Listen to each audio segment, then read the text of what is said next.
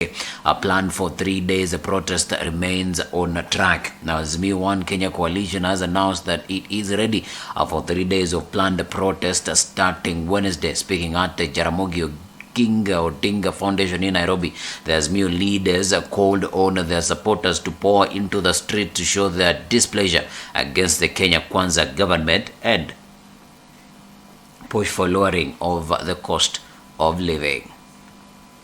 Encourage Kenyans to continue picketing, demonstrating, and protesting in their own ways, in their own local areas as much as they can.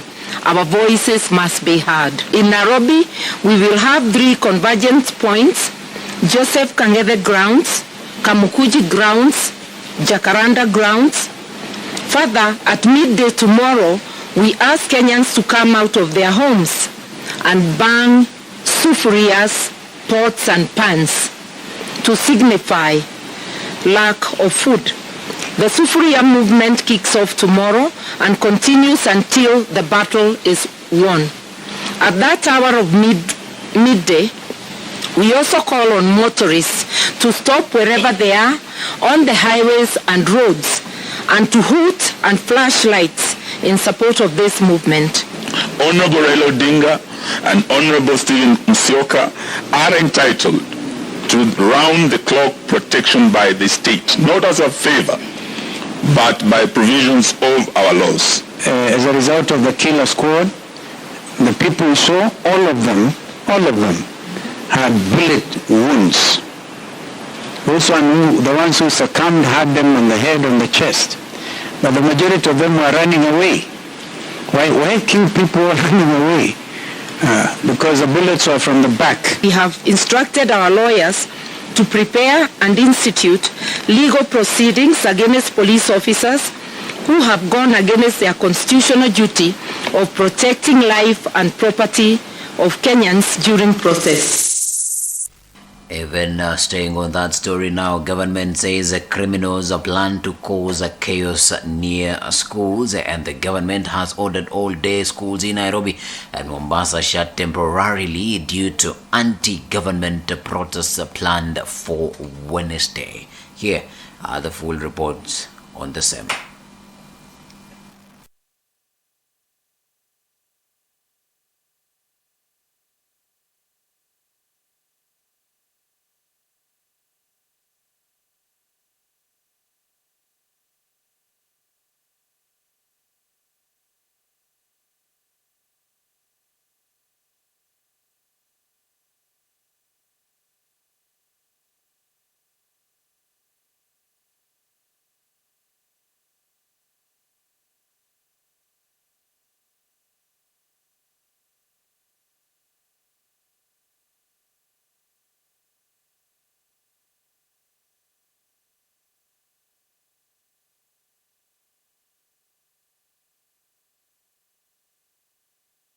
In a day for a primary school, we have 8 lessons, and each lesson is 35 minutes, meaning that we are going to lose a total of 280 minutes. For the 3 days, it will come to 840 minutes, which translates to 14 hours, that a child is going to lose contact hours with the teacher and interacting with the content. If you look at junior secondary school that has 9 lessons a week and a day and 40 minutes, that will translate to about 1,080 minutes in the 3 days. Those are 18 hours that are going to be lost. The secondary schools with 40 minutes and 10 lessons in a day will translate to 1,200 hours. Those are 20 hours. What we lose in 1 hour in teaching translates to effects and affects the end result of even examinations of our children. So how about losing several days? The impact of what is happening is going to reflect in generations to come, because learners in PP1, PP2, and those in grade 1 up to 3, who are see people who are putting on suits fomenting chaos. To ensure the safety of the children, the safety of the teachers, and ensure that schools are a no-go zone. Let teaching and learning continue. Yes, we know very well sometimes we use strikes as a tool of last resort, but we encourage what we call social dialogue. I wonder why this one cannot happen in our situation. I wonder why the political class cannot engage to this extent. What is happening to our learners should not happen. The insecurity of the learners and the teachers as these battles are going on is unacceptable to KMT. And away from that story now to CS Kindiki says the security agencies are ready to deal with violence. Now the government has sued a STEM warning to those likely to engage in the violence, saying adequate law enforcement agencies have been deployed countrywide to deal with them. Interior Cabinet Secretary Professor Kithure Kindiki says the government is ready to protect lives and property.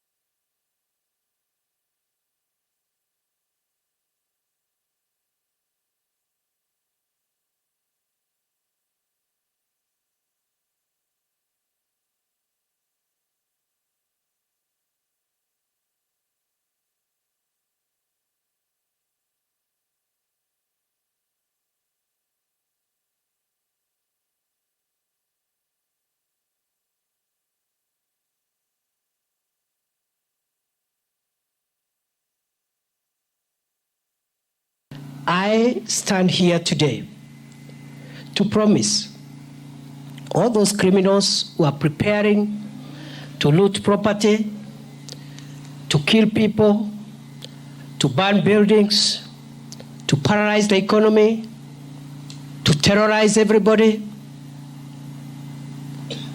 I am ready for you. We are ready for you, not just in Nairobi. In all the 47 counties of the Republic of Kenya, we are ready. And because I have seen some of you think we are kidding, try. And away from the CS, and now to envoys express concerns at loss of life and destruction during protests. Now ambassadors and high commissioners from 13 foreign missions have expressed concern over the deaths, violence, use of live ammunition and destruction of property arising from anti-government protests organized by the opposition. They are offering to mediate in the standoff. They have been silent when people are getting killed here. Why would it take someone from Geneva to issue a statement that was issued, and they are here and they have not spoken? We will engage them at our convenience. And we expect them also not to be partisan in any way. Because as given the responsibility to be the convener on our side, we'll have to brief them accordingly. It's a briefing business. People are running away because the bullets are from the back. So these are some of the things that we will share with the envoys. We call on all citizens, government officials, community leaders, religious organizations, civil societies to come together and answer the call for national dialogue. The Law Society is willing and ready to offer its expert mediators to bring together the different political factions in order to find lasting solutions to the challenges we face as a nation. Chuzi wameharibu mali na biashara za Wakenya. Tumeona Mlolongo, tumeona Shauri Moyo, tumeona kila mali wakiharibu mali. Hiyo hapana maandamano. We want dignity for our young people. We want them to be respected, not to be used in demonstration to cause violence, to cause chaos. Election was over and we have the winner and we have the government in place. Let's give government in place time to implement its agenda. Sisi tunafanyanga biashara ya hand to mouth. Kusema tugome siku 3, hatutapata chakula. Ni kuniambia kesho watoto wangu hawatakula. Nauza nyanya.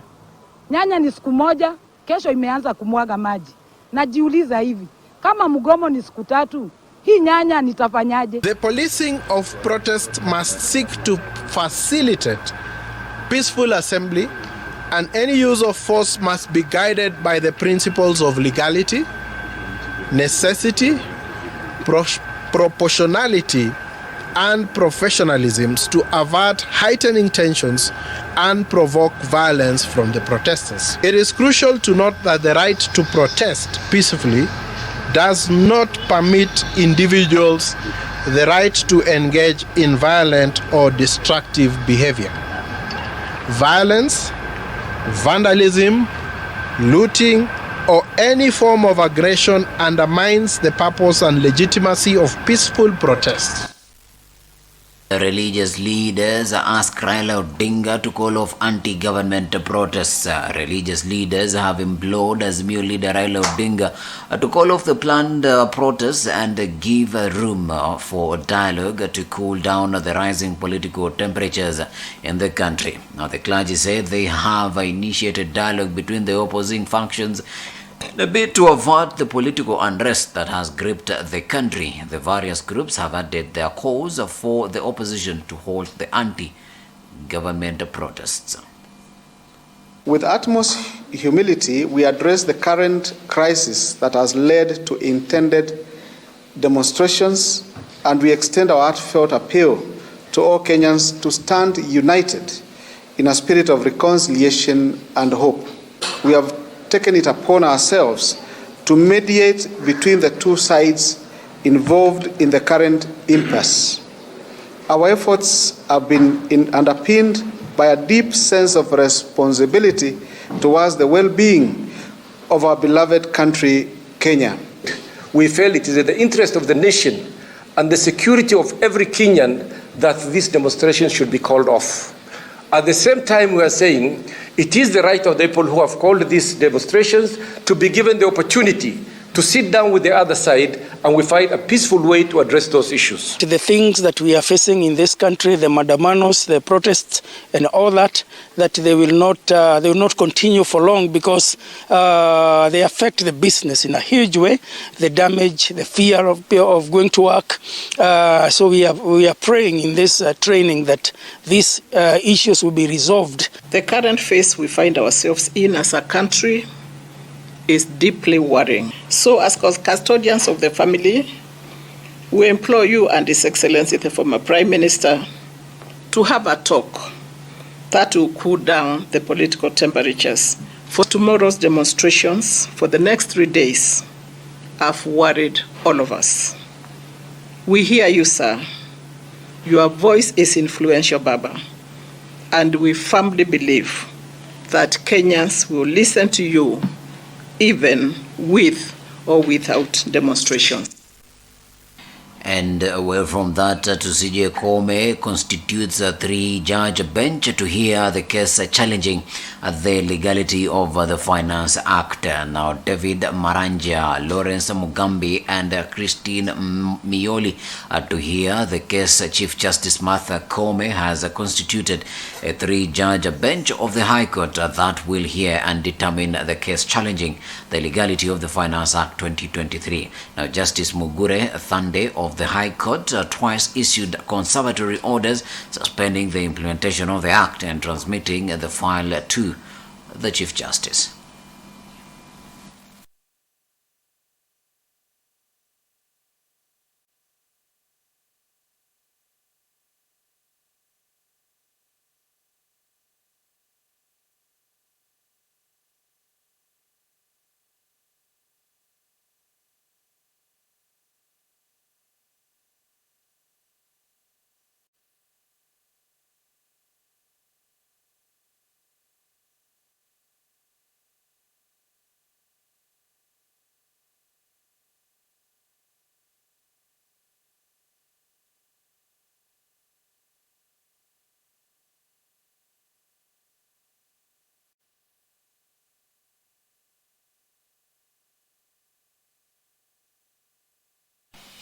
And those are the stories that are making headlines in the country. We're going to take a break. When we come back with the dailies, but as well, we're going to be giving you a feel of what is happening around the country. Keep it science.